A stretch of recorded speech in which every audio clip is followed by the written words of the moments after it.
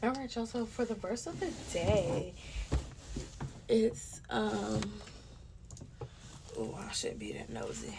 We are in Galatians 2:20. Galatians chapter 2, verse 20. And that reads, I don't know. Okay. I have been crucified with Christ. It is no longer I who live, but Christ live in me, and the life which I now live in the flesh I live by faith in the Son of God, who loved me and gave himself for me. Oh, that is so good. That is so good. So here in my Bible it says Paul described the justified believer as being crucified with Jesus, as spiritually alive, as possessing life through Christ within, and as knowing who made that life possible.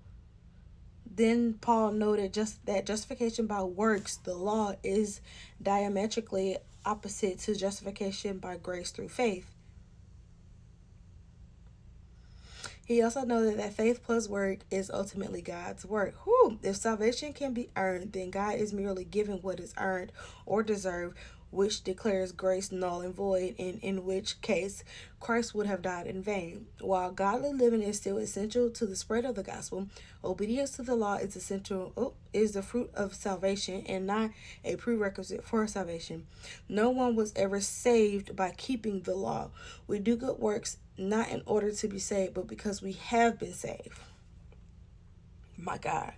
Paul, like all believers, had to die to self. Oh, baby, that is good. That is so good.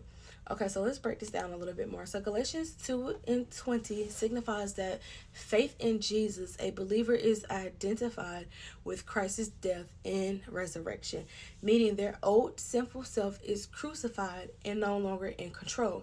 Instead, Christ lives through the believer, empowering them to live a new life of faith, which is a transformation of the whole person and an expression of Christ's power and love. Love that.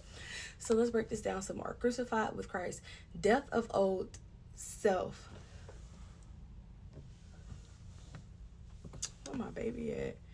Okay, death of the old self. When Jesus was crucified, believers were spiritually identified with him, resulting in death of their old rebellious and sin dominated self. Freedom. Oh, that's my baby.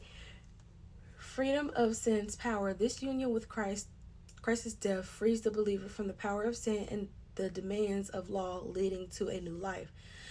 Christ lives in me, indwelling spirit.